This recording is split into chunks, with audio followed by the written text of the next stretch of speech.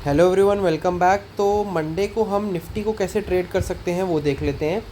अगर यहाँ पर आप देखोगे, यहाँ से एक एग्रेसिव सेलिंग आ रही है मार्केट के अंदर, ठीक है।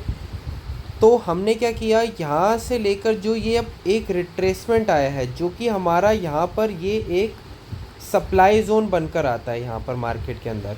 वो किस बेसिस पर आता है कि यहाँ पर ये जो मार्केट ने क्लोजिंग दी, यहाँ से मार्केट के यहाँ पर गैप डाउन ओपनिंग हुई, ठीक है। गैप डाउन ओपनिंग के अंदर मतलब यहाँ पर एक एग्रेसिव सेलर था जिसने यहाँ पर मार्केट को लेकर आया। बट एक पॉइंट ऐसा होता है कि जिस तरीके से हम प्रॉफिट को ट्रेल करते हैं, उसी तरीके से बिग प्लेयर्स भी जो हैं प्रॉफिट को ट्रेल करते हैं, जिस बेसिस पर वो जो है अपनी प्रॉफिट बुकिंग कर लेते हैं, जिसकी वजह से हमारे को एक एग्रेसिव अप मूव मिलता है मार्केट के अंदर।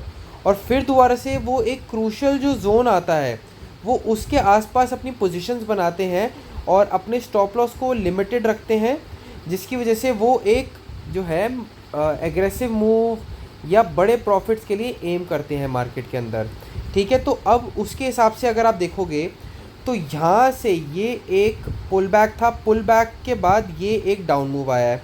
तो यहाँ से लेकर यहाँ तक अगर हमने फिबोनाची को अगर प्लॉट किया है तो हमारे पास ये एक ज़ोन बनकर आता है यहाँ पर। बट जिस तरीके से मैंने एक वीडियो अपलोड किया था कि उसके अंदर हमें जो है कॉन्फ्लुएंस एरिया निकालना है। हमें हर बारी ये नहीं देखना कि ये 0.618 जोन है, ये 0.5 का जोन है, तो ये भी रेजिस्टेंस आ रहा है, ये भी रेजिस्टेंस आ रहा है, यहाँ पर ये भी रेजिस्टेंस आ रहा है, ये भी रेजिस्टेंस आ रहा है।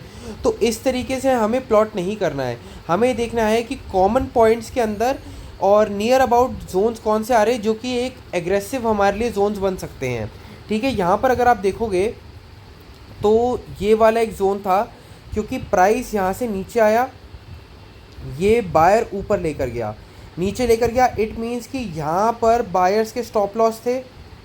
जिस किसी ने भी यहाँ पर बाइंग ट्राई की थी, बाइंग, उसने इसके नीचे स्टॉप लॉस लगाया होगा, जिसकी वजह से यहाँ पर अगर गैप डाउन ओपनिंग हुई है तो उसने अपनी पोजीशंस कवर की होंगी।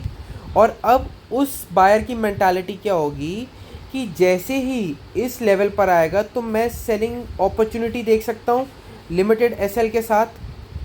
बट मार्केट ने क्या दिखाया है, मार्केट ने लास्ट आवर के अंदर यहाँ पर कंसोलिडेटेड रेंज के अंदर क्लोज किया है, ठीक है।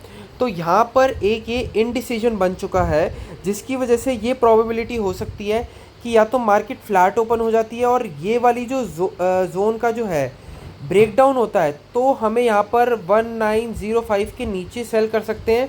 हमारा जो टारगेट बनकर आ सकता है वो 18,963 का बनकर आ सकता है, ठीक है। और अपसाइड जो है, देखो अपसाइड जो है वो लिमिटेड है।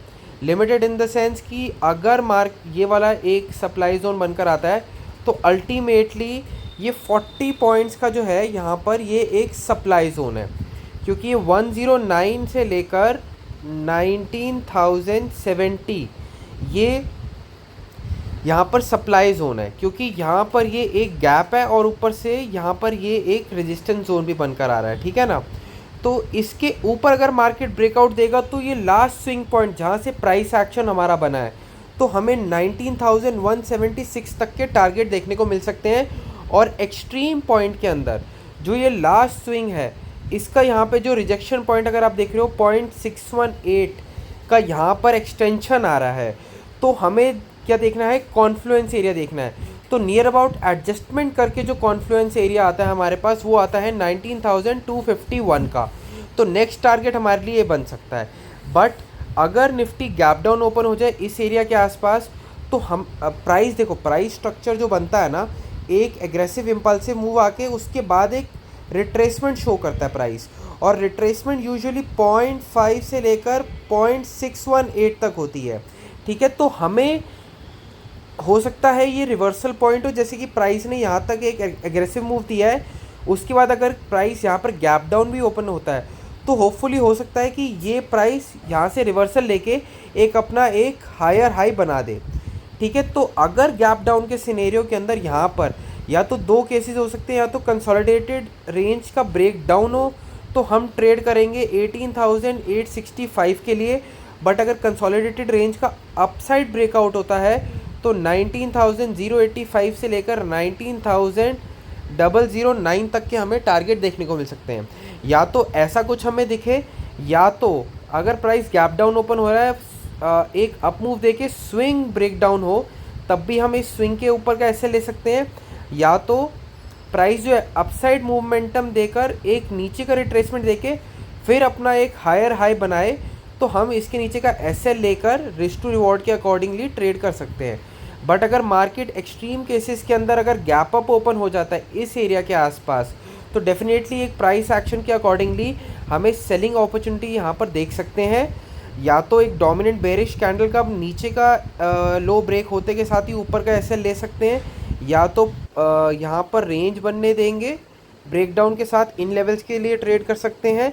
या तो हमें एक कुछ स्विंग ऐसा चाहिए कि जिसकी वजह से हमें पता चले कि प्राइस एक्शन टेम्परेरी चेंज हो गया है, जिसकी वजह से हमें जो है ये जो रिट्रेसमेंट लेवल्स जो हैं, क्योंकि अगर मार्केट यहाँ पर ओपन होगा तो ये वाला जो है 19,070 से लेकर 60 हमारे लिए एक क्रूशल सपोर्ट की तरह काम करेगा।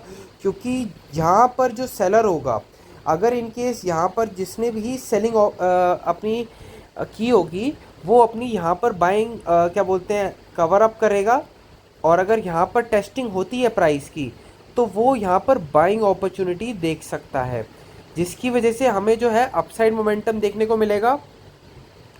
और मैक्सिमम टू मैक्सिमम मुझे जो लगता है 251 क्रॉस नहीं होना चाहिए एज़ पर प्राइस एक्शन। ठीक है, तो बस आज के लिए इतना ही। Please do like share and subscribe. Thank you.